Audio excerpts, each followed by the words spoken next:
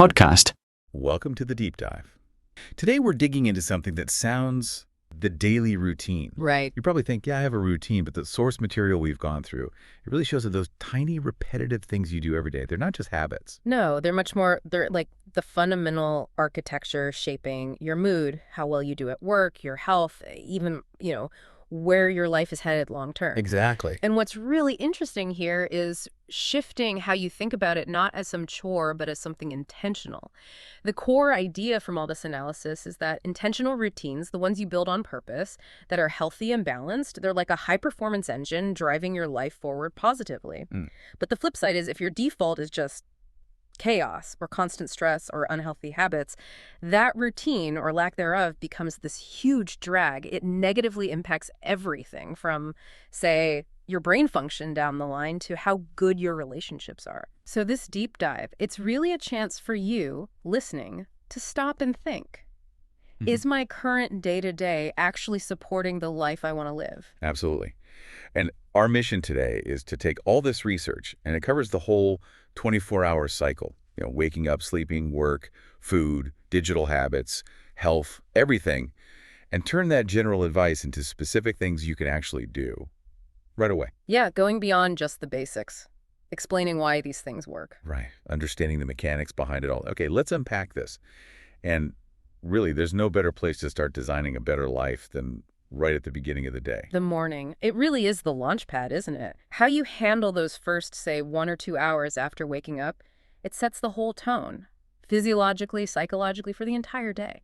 If you sort of stumble out of bed already feeling stressed, already reacting to emails or news, that chaotic feeling, it's incredibly contagious. It just bleeds into every hour that follows. Oh, I think everyone knows that feeling, that stress spiral that starts before you've even had coffee. Which is why we keep seeing this phrase pop up, win the morning, win the day.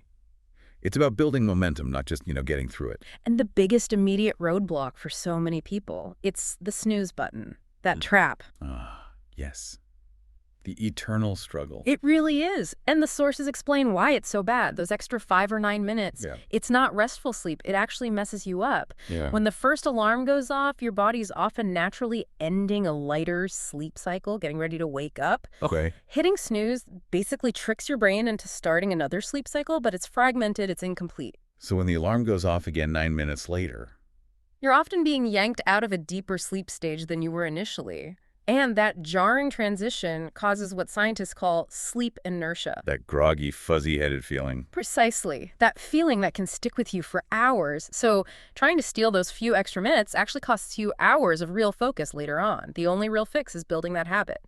Alarm goes off, you get up, period. Easier said than done sometimes, but yeah, point taken. And getting up feels easier if you understand your own internal clock, your chronotype.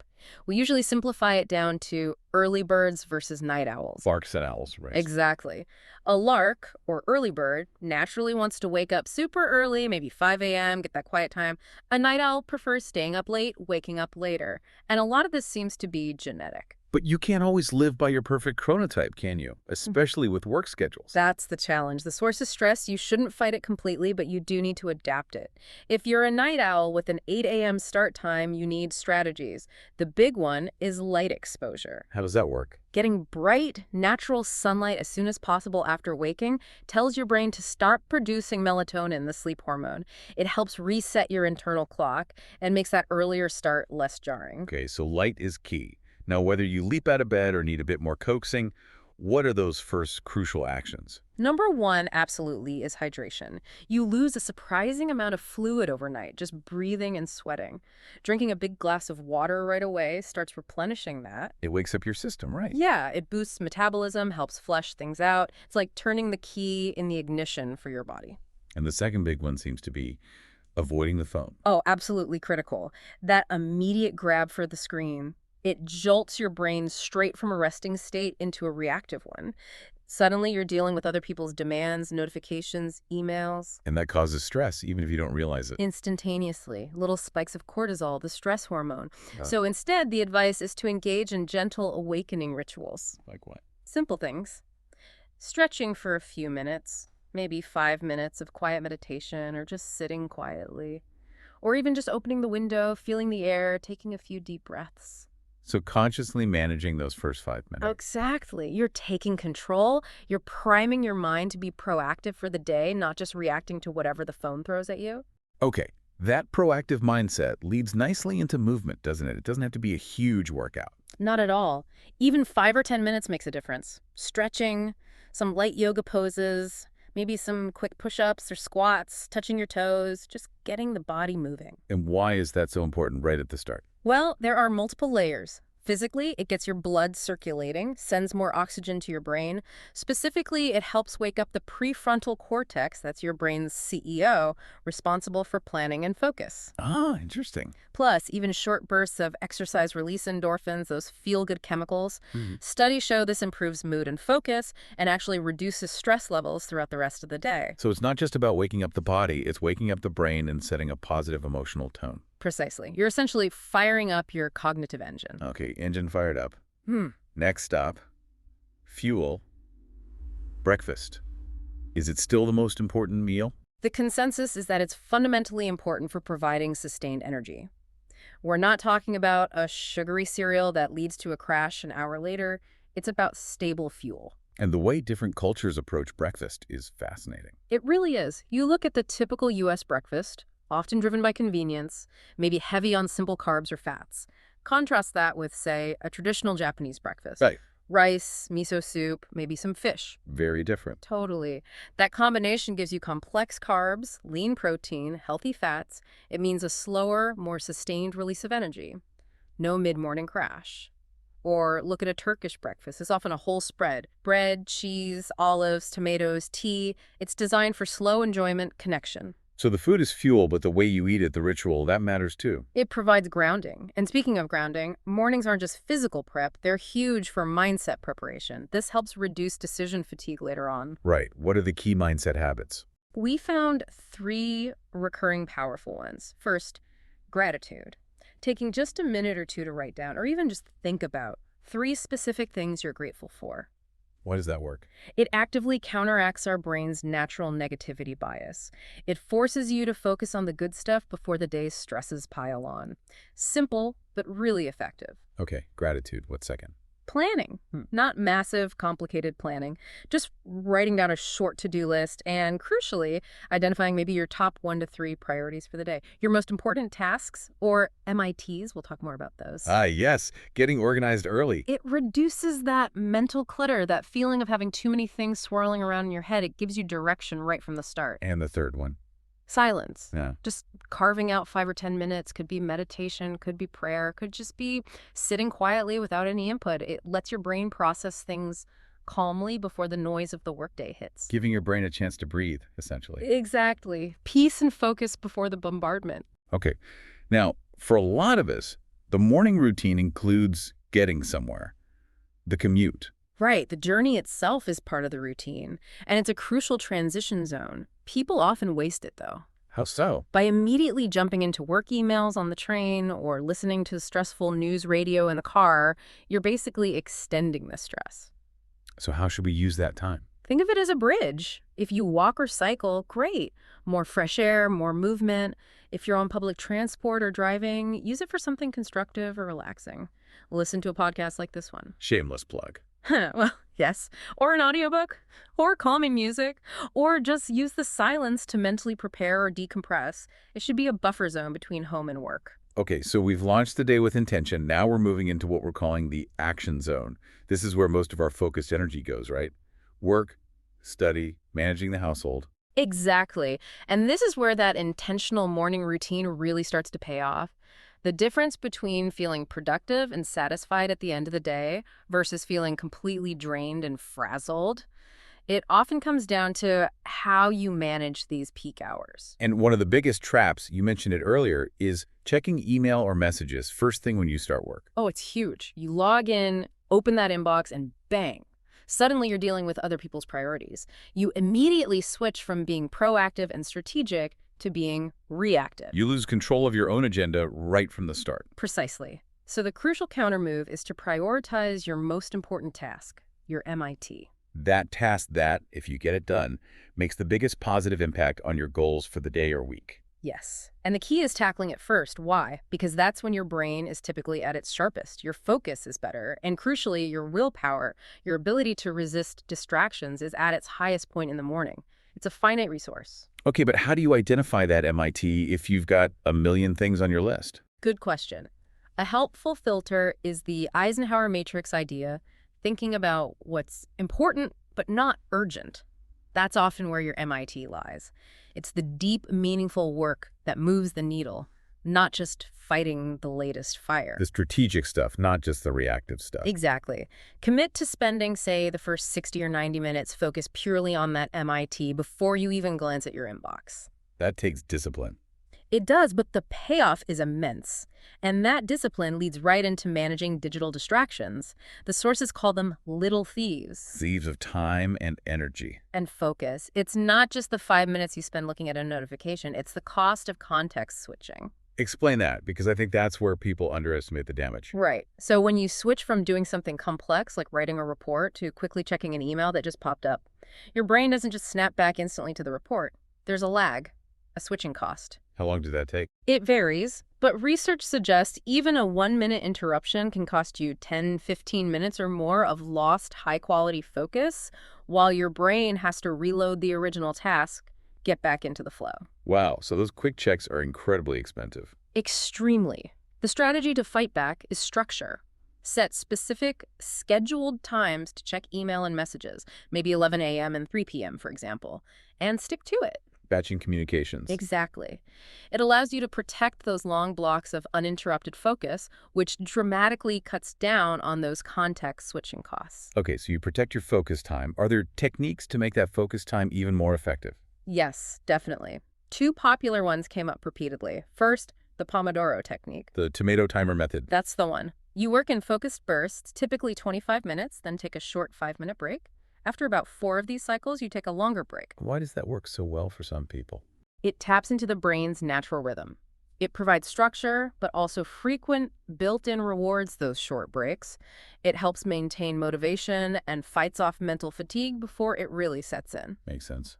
And the other one? Deep work. This concept comes from Cal Newport. It's about blocking off longer periods, maybe several hours, for intense, uninterrupted concentration. No phone, no email, no browsing, just pure focus on a demanding task. That sounds intense. Maybe hard to do if your job isn't purely knowledge work. It can seem daunting, but it's adaptable. Deep work doesn't have to be 8 hours straight. If you're a parent, maybe it's 90 minutes after the kids are asleep. If you're in customer service, maybe it's blocking 60 minutes first thing for complex planning before the phones start ringing. So it's about creating any protected space for your hardest thinking. Exactly, whatever that looks like in your context. Now, how does this apply to students? Their work is learning. And learning isn't just passive listening in class. An effective student routine needs active organization outside of lectures. A key habit is spaced repetition. Reviewing your notes regularly, maybe for 10, 15 minutes each day, not just cramming right before an exam. This method leverages how memory actually works, reinforcing information over time for much better long-term retention. Smart. Less stress, better results. Absolutely. And the student routine also has to consciously balance the academic load with rest, maybe hobbies, social time. Burnout is very real for students too.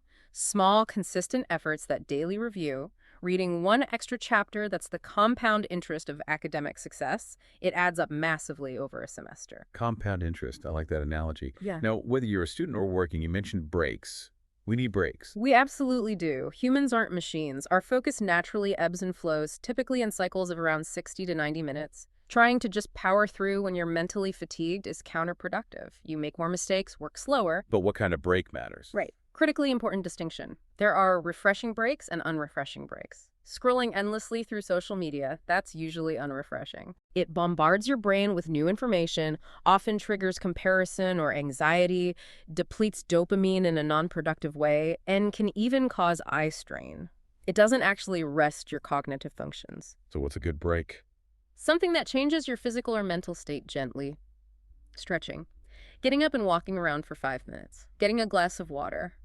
Closing your eyes and doing some deep breathing. Maybe a quick chat with a colleague about something non-work related. These are investments in your next focus block, not wasted time. Okay, investments, not expenses. Got it. Now, after all that morning focus comes the dreaded midday slump. Ah, yes. The afternoon dip. It's a real physiological thing, but you can manage its severity. What causes it? Is it just lunch? Lunch is a big factor, especially a heavy lunch high in refined carbs. Your body diverts a lot of energy to digestion, leading to that sleepy feeling, the insulin spike and crash. But there's also a biological component, the circadian trough. Our internal body clock again. Yep. Most adults have a natural dip in alertness sometime between roughly 1.0 and 3 p.m., regardless of what or when they ate. It's just part of our rhythm. Okay, so knowing it's coming, what can we do? Several things. Eat a lighter lunch, more protein, healthy fats, fewer simple carbs. Definitely get some movement right after eating. Even a short 10-minute walk makes a big difference. Get the blood flowing again. Exactly. If your culture or workplace allows it, a short power nap, we're talking 10 to 20 minutes max, can be incredibly effective at resetting alertness without making you groggy. Like the siesta culture or quick desk naps in some places. Right, and don't underestimate hydration. Often feeling tired is actually just mild dehydration. Have some water. Okay, so manage lunch, move, maybe nap, hydrate. What about planning around it? That's the synthesis. This is where energy management trumps simple time management. If you know you're likely to be less sharp in the early afternoon, don't schedule your most mentally demanding tasks then. Save the easier stuff for the slump. Right. Do routine admin, answer less critical emails, make phone calls that don't require deep thinking, schedule your creative work, your problem solving, your important meetings for your peak energy times, which for most people is earlier in the day. That's a really powerful shift. Time is fixed, 24 hours. But energy fluctuates.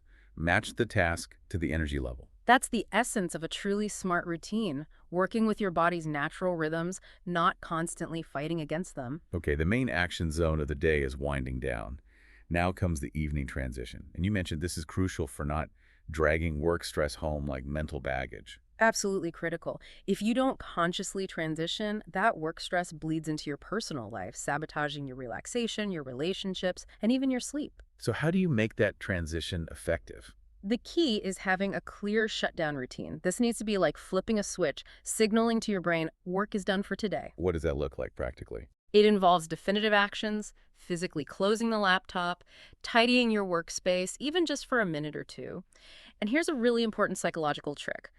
Write down a quick list of anything urgent left over, or your main tasks for tomorrow. Why write it down? It leverages something called the Zeigarnik effect. Our brains tend to keep unfinished tasks active in our minds. They create mental clutter, open loops that keep buzzing. Writing them down effectively tells your brain, okay, this is captured. You don't need to worry about it right now. You can let it go. Offloading the mental burden onto paper. Precisely. It allows you to mentally close the work tab. And then the commute home. Yeah. That becomes another transition zone. Yes, but used differently than the morning commute, perhaps. This is the bridge back to personal life. Use it consciously to decompress, listen to calming music, maybe a non-work podcast, or just enjoy the silence. Actively shift your mindset away from work mode. Okay, you're home. Dinner time. This seems like more than just refueling the body. Oh, much more. Dinner is often the primary time for social and emotional refueling. It's when families or partners connect, share about their day, process things together. This connection is vital for managing stress. And again, cultures vary hugely here. They do. In the U.S., dinner might be relatively early, maybe 6:00 or 7 p.m., sometimes rushed. But look at Italy or Spain. Dinner is often much later, maybe 8 p.m. or 9 p.m., and it's a slower, more social event. The focus isn't just the food, but the company, the conversation. Exactly. Even in cultures where dinner is lighter than lunch, like France, there's often an emphasis on savoring the meal, eating mindfully, not rushing or eating in front of a screen. That slower pace itself lowers stress hormones. Mindful eating, being present. Okay, after dinner, the routine moves into relaxation. What kinds of relaxation are effective? The sources often draw a distinction between passive relaxation and active hobbies. Passive being, TV, streaming. Yeah, watching Netflix, scrolling YouTube, listening to music. These can be fine in moderation, but they don't always provide deep psychological rest. So what are active hobbies? These are things you do voluntarily because you enjoy them. Playing guitar, painting, gardening, writing, learning a language online, building something. Things that engage you creatively or mentally in a low-pressure way. Exactly. They remind you that life isn't just about work and productivity. They tap into different parts of your brain, provide a sense of accomplishment or flow, and that's often much more restorative than just passively consuming media. That makes sense. It's about recharging through engagement, not just zoning out. Right. And this evening period is also peak social time for many cultures. Think about tapas bars in Spain buzzing late at night, or night markets in Asia. Building in time for social connection, whether it's going out or having a meaningful conversation at home, is a key part of a balanced routine. We should also touch on afternoon, evening breaks and snacks, like the Swedish fika. Yes. Fika is a great example. It's not just a coffee break, it's a social coffee break, built into the workday rhythm for connection. Things like UK afternoon tea serve a similar purpose. A pause, a reset. And snacking. Important to get it right. Definitely. The goal is stable energy. Reaching for sugary snacks in the late afternoon or evening can lead to energy crashes and can interfere with sleep later. Better choices are things like fruit, nuts, yogurt, things that provide sustained fuel without the roller coaster. Okay, so relaxation, hobbies, connection. But the evening isn't just about winding down, is it? It's also about setting up the next day. Hugely important. Preparation for success. A few minutes spent in the evening can save you a ton of stress and friction the next morning. What kinds of simple prep make a big difference? Really basic stuff. Laying out your clothes for the next day, packing your work bag or gym bag, making your lunch, filling your water bottle, tidying your desk or workspace. Why does tidying the workspace matter? Waking up to a clean, organized environment sends a calming signal to your brain. It reduces that initial cortisol spike. You start the day feeling more in control, ready to use that precious morning energy on your MIT, not on finding your keys or deciding what to wear. Lowers the activation energy for starting the day right. Perfectly put. And the final piece of the evening routine, the real cornerstone, is reflection and sleep foundation. Reflection first, what does that involve? Just taking 5 minutes, maybe before you get into bed, to quickly review the day. Ask yourself, what went well? What could I have done better? What did I learn? What am I grateful for today? Turning the day into a mini lesson. Exactly. It builds self-awareness, helps you learn from mistakes, reinforces positive actions, and cultivates that gratitude habit we talked about earlier. And then sleep, the ultimate foundation. The ultimate investment. Seriously, aiming for that 7 to 9 hours of quality sleep isn't a luxury, it's a biological necessity. So much critical work happens while you sleep. What kind of work? Your brain consolidates memories, moving important information from short-term to long-term storage essential for learning. The brain's cleaning crew, the lymphatic system, is most active during deep sleep, flushing out metabolic waste products that build up during the day. Wow, literally cleaning the brain. Yes. And crucial hormones get regulated during sleep, including the ones that control appetite, like ghrelin and leptin. Skimp on sleep, and you mess up your hunger signals, your focus, your willpower, your immune system, everything. So how do we optimize this crucial investment? What are the key sleep hygiene tips? Consistency is king. Try to go to bed and wake up around the same time every day, even on weekends, as much as possible. This anchors your internal clock, your circadian rhythm. Okay, consistent schedule. What else? The digital sunset we mentioned. Turn off screens, phones, tablets, computers, TVs at least 30 to 60 minutes before bed.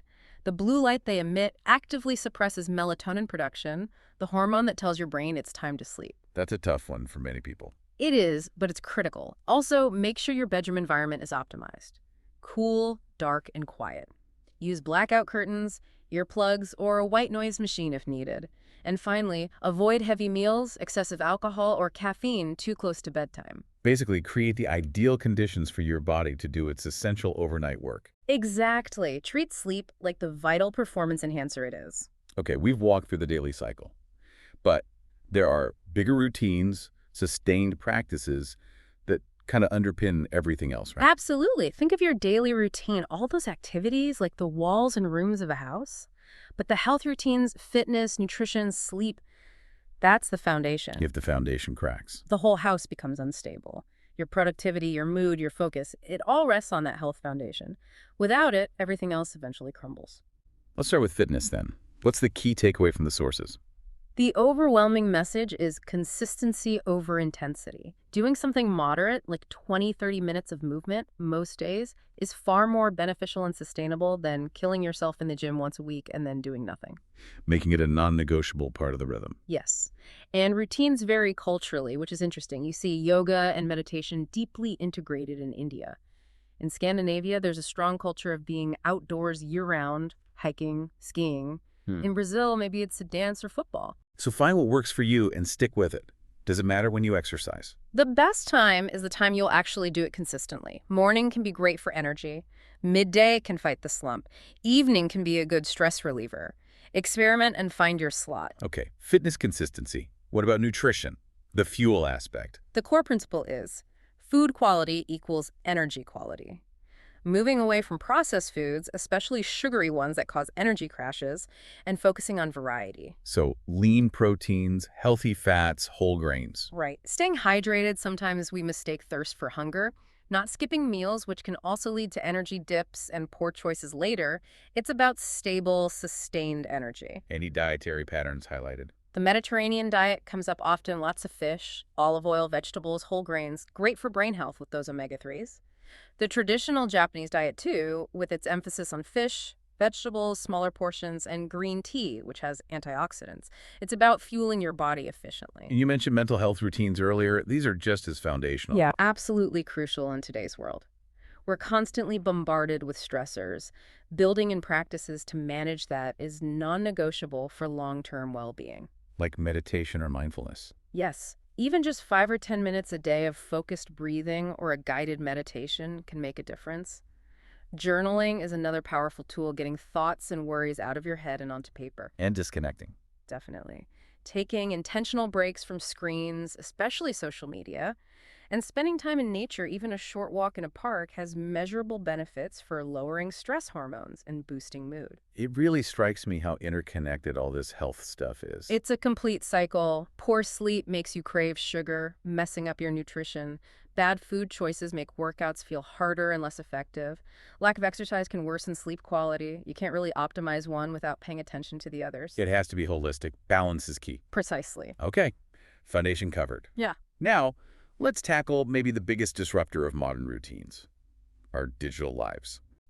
Technology. The double-edged sword.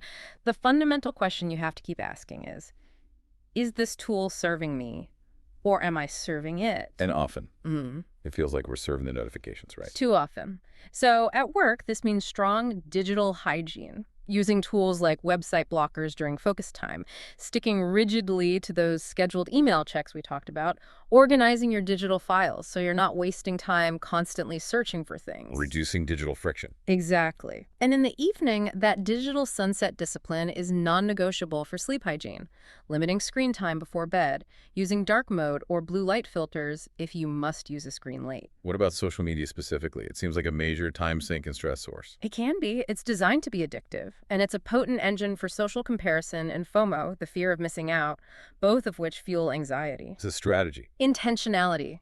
Set strict time limits. Decide, I will check Instagram for 15 minutes after lunch and stick to it. Avoid mindless scrolling. Be conscious of how it makes you feel. If it stresses you out, cut back drastically. But technology isn't all bad. It can be used for growth. Absolutely. Leverage it strategically. Listen to educational podcasts or audiobooks during your commute or while exercising. Use language learning apps. Yes. Take online courses. Turn passive time into active learning. Using tech as a tool, not a master. That's the goal. And sometimes you need a full reset, a digital detox. Like no screens for a day. Could be a few hours, could be a whole weekend. Plan time completely away from screens helps refresh your mind, lowers background stress, and lets you reconnect with the physical world. Combine it with nature or a hobby for maximum benefit. Okay, this idea of intentional living leads us to the final, broader routine. Reflection, mindfulness, and self-improvement. This is about long-term growth. Exactly. This is how you ensure your routines evolve with you, that they're always aligned with the person you want to become. So those reflection questions, what went well? What did I learn? They're not just a nightly ritual, they're a growth mechanism. They build awareness, clarity. They force you to be accountable to yourself. They turn everyday experience into learning. And mindfulness, being present. It's about bringing focused awareness to everyday activities. When you're walking, feel your feet on the ground. When you're eating, really taste the food.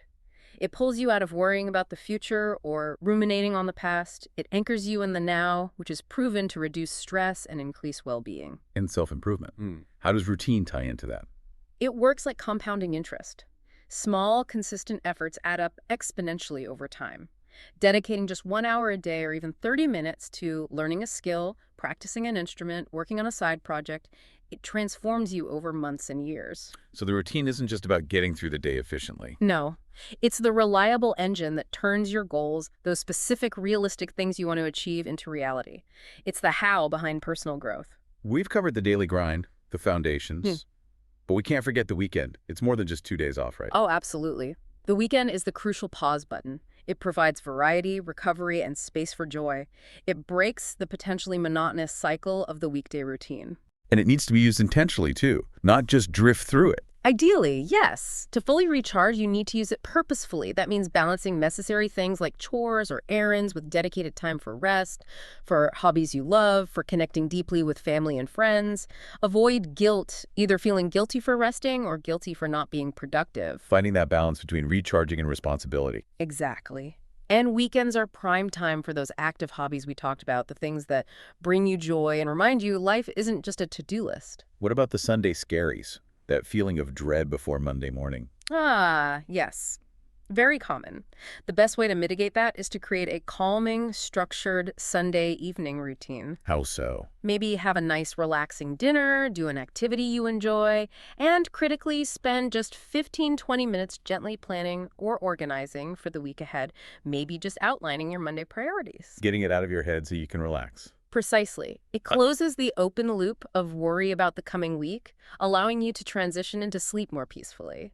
Okay, let's try to summarize the overarching power of routines that we've unpacked today. Well, first, routines drastically reduce decision fatigue. When basic actions are automated by habit, you free up mental energy for more important decisions. Make sense? Fewer small choices, more brain power for big ones. Second, they obviously boost productivity. Structure and order create the conditions for flow and focused work. Right. Third, they are fundamental supports for your physical and mental health through regularity and consistency. The foundation we talked about. Exactly. And fourth, maybe most importantly, well-designed routines enhance happiness by ensuring you make time for all the important parts of life, not just work, but rest, connection, growth, and joy. You used the analogy of scaffolding earlier. Yeah, routines are like the invisible scaffolding holding up the building of your life. Strong scaffolding, strong building. And the key message isn't about being perfect. Not at all. It's consistency over perfection. You will have days where the routine falls apart. Life happens. The success lies in getting back to it the next day or as soon as possible. Small steps matter. Hugely. 5 minutes of stretching is better than zero. Writing down one thing you're grateful for is better than none. One extra glass of water. These tiny, consistent actions compound into massive improvements over time. So we've really charted the whole day, haven't we? From that intentional wake-up through the morning launch pad, the focused action zone, managing energy, the evening wind-down, building the health foundation, taming digital habits, and layering on reflection and growth. It's a comprehensive blueprint. Yeah, the takeaway is, successful, balanced people usually aren't just lucky, they're consistent. You, listening, now have this blueprint ideas for every part of your day, designed to maximize energy, focus, and well-being. And remember, that blueprint isn't meant to be rigid like a prison sentence. Flexibility is important. Life requires adaptation. But having that underlying structure, that consistent framework to return to, that's what makes the difference over the long haul. It's about taking control, designing your days instead of just letting them happen to you. Exactly. Moving from reactive to proactive living. Okay, so we'll leave you with a final thought to mull over. Take a quiet moment later today and really visualize your ideal day.